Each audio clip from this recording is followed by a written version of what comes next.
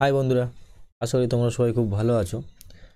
তো দেখো, আজকে আমরা ক্লাস 12-এর যে পলিটিক্যাল সায়েন্সের তোমাদের যে সপ্তম অধ্যায় আছে, এর আগে তোমাদের আমি রাষ্ট্রপতি সম্পর্কিত যত ভিডিও, মানে যত কোশ্চেন ছিল, সব ভিডিও করে দিয়েছি। তো আজকে মূলত আলোচনা করব ভারতের উপরাষ্ট্রপতি নিয়ে। উপরাষ্ট্রপতি পরীক্ষা সাধারণত প্রশ্ন এখান থেকে তো আসে না, মেবি যদি আসে তো শর্ট প্রশ্ন তোমাদের এখান থেকে আসতে পারে। ঠিক আছে, তোমাদের পরীক্ষার জন্য সব থেকে ইম্পর্টেন্ট হচ্ছে রাষ্ট্রপতি। ঠিক আছে, তো দেখো, এই ছবিটা হচ্ছে আমাদের যে বর্তমান রাষ্ট্রপতি, তার নাম হচ্ছে এম ভেঙ্কাইয়া নাইডু। এম ভেঙ্কাইয়া নাইডু,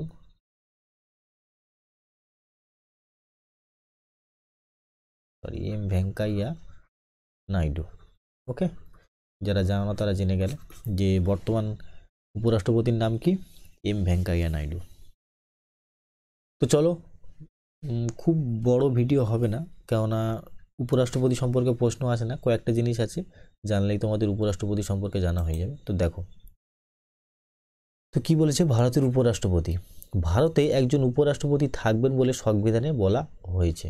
পদমর্যাদার দিক থেকে রাষ্ট্রপতি ঠিক পরেই উপরাষ্ট্রপতির স্থান। তোমাদের একবার বলে দিই যে সরকারের যে বিভাগ আছে, দেখো এটা তোমাদেরকে এতবার বলেছি, এত তো মুখস্থ হয়ে যাওয়ার কথা।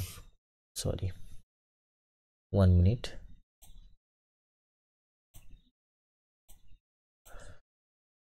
দেখো তোমরা, সরকারের যে বিভাগ আছে, সরকারের 3টে বিভাগ আছে।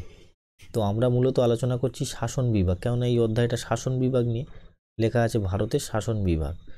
তো বিভিন্ন বিভাগ আছে, শাসন বিভাগ আছে, আইন বিভাগ আছে, আর বিচার বিভাগ আছে।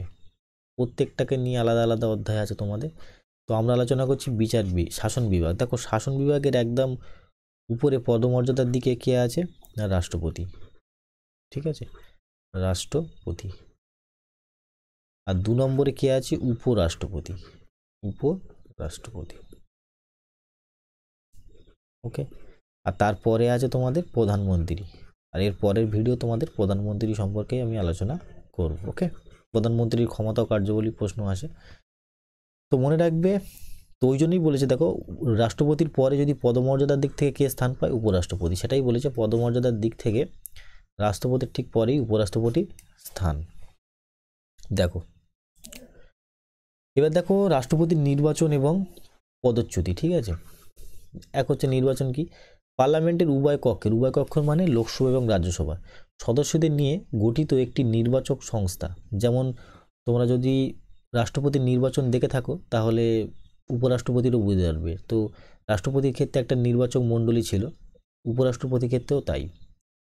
একক কৃতক একক হস্তান্তরযোগ্য ভোটের ভিত্তিতে সমানুপাতিক প্রতিনিধিত্বের নিয়ম অনুযায়ী গোপন ভোটে তিনি নির্বাচিত হন, একদম সেম টু সেম রাষ্ট্রপতির মতো। ঠিক আছে, তো তোমরা রাষ্ট্রপতির নিশ্চয়ই জেনেছো। ঠিক আছে, কেননা ভালো করে দেখো, রাষ্ট্রপতির নির্বাচন পদ্ধতি যা একদম সেম টু সেম উপরাষ্ট্রপতি। তো আমি এখানে বলবো না, কেননা রাষ্ট্রপতির নির্বাচন কিভাবে হয় তোমাদের একটা সেপারেট ভিডিও আমি বলে দিয়েছি। ওকে, তারপরে দেখো, তার কার্যকালের মেয়াদ 5 বছর। তার মানে কি, উপরাষ্ট্রপতি যেমন রাষ্ট্রপতির 5 বছর ছিল, উপরাষ্ট্রপতিরও 5 বছর। অবশ্য তিনি পুনর্নির্বাচিত হতে পারেন। পুনর্নির্বাচিত মানে কি, দুবার নির্বাচিত হতে পারেন, যেটা রাষ্ট্রপতিও পুনর্নির্বাচিত হতে পারে, তোমাদেরকে ভালো করে পড়িয়েছিলাম। আবার কার্যকালের মেয়াদ শেষ হওয়ার পূর্বেই উপরাষ্ট্রপতি রাষ্ট্রপতির কাছে স্বেচ্ছায় তার পদত্যাগপত্র পেশ করতে পারেন। এটা একটা শর্ট প্রশ্ন হতে পারে মেবি, যে রাষ্ট্রপতি উপরাষ্ট্রপতি, ইম্পর্টেন্ট, ভালো করে শোনো, উপরাষ্ট্রপতি কার কাছে পদত্যাগ দেয় না, কার কাছে দেয়, রাষ্ট্রপতির কাছে। আর ইন্টারেস্টিং বিষয় যে রাষ্ট্রপতি যদি পদত্যাগ দিতে চায় তো কাকে দেবে, ধরো রাষ্ট্রপতি পদত্যাগ দিয়ে যেতে কাকে দেবে, তো মনে রাখবে উপরাষ্ট্রপতিকে। ঠিক আছে, এটা খুবই অদ্ভুত বিষয়, মনে রাখবে। উপরাষ্ট্রপতি যদি পদত্যাগ দিতে চায় তো রাষ্ট্রপতিকে দেবে, আর রাষ্ট্রপতি যদি দিতে চায় তো উপরাষ্ট্রপতিকে দেবে। আবার দেখো, আবার সংবিধান ভঙ্গের অভিযোগে 14 দিনের বিজ্ঞপ্তি দিয়ে রাজ্যসভার তদন্তাধীন মোট সদস্যের সংখ্যাধিক্য ভোটে গৃহীত প্রস্তাবে লোকসভার সম্মতি জ্ঞাপন করলে কার্যকাল পরিসমাপ্তির পূর্বে তাকে পদচ্যুত করা যায়। পদচ্যুত মানে কি, ধরো অনেক সময় সংবিধান অনুসারে কাজ করছে না, তো সেক্ষেত্রে লোকসভার ভূমিকা বেশি। কেন লোকসভার ভূমিকা বেশি তোমরা একটু পরে বুঝতে পারবেন, ওকে। কেননা এটাই হচ্ছে রাষ্ট্রপতি সম্পর্কে, উপরাষ্ট্রপতি সম্পর্কে জানার বিষয়, আর কিচ্ছু নেই। বেতন ভাতা ইত্যাদি। উপরাষ্ট্রপতি বর্তমানে মাসিক 1,25,000 টাকা বেতন এবং অন্যান্য ভাতা পান, ঠিক আছে, যেমনটা সবাই পেয়ে থাকে।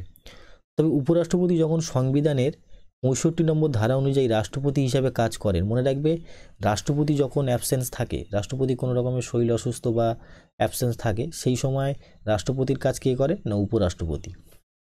কিংবা রাষ্ট্রপতি কার্যাবলী সম্পাদন করেন, তখন তিনি রাষ্ট্রপতির মতো বেতন ভাতা ইত্যাদি পান। রাষ্ট্রপতির মানে উপরাষ্ট্রপতির 1,25,000 টাকা হয়তো তখন 1.5 লাখ টাকা, তো 1.5 লাখ টাকা পেয়ে যায়, মানে রাষ্ট্রপতির যা মাইনে সেটাই পেয়ে যায়, মাসিক বেতন যা। উপরাষ্ট্রপতি রাষ্ট্রপতি হিসাবে যখন দায়িত্ব পালন করে, তখন তিনি রাজ্যসভার সভাপতি হিসাবে সম্পাদন করতে পারেন। এখন রাজ্যসভার সভাপতি কি, এক্ষুনি এই পয়েন্টেই তোমাদের বোঝার বিষয়, আর কোনো পয়েন্ট নেই যেটা বোঝার মতো না আছে। তো দেখো এটা কি, ভালো করে দেখো। সরকারের এক্ষুনি বললাম যে 3টে বিভাগ, সরকারের কটা বিভাগ, 3টে বিভাগ, ঠিক আছে। তো সরকারের 3টে বিভাগের মধ্যে শাসন বিভাগ, ঠিক আছে, শাসন বিভাগে তোমাদের এক্ষুনি বুঝিয়ে দিলাম, তো ওটা দেখাচ্ছি না।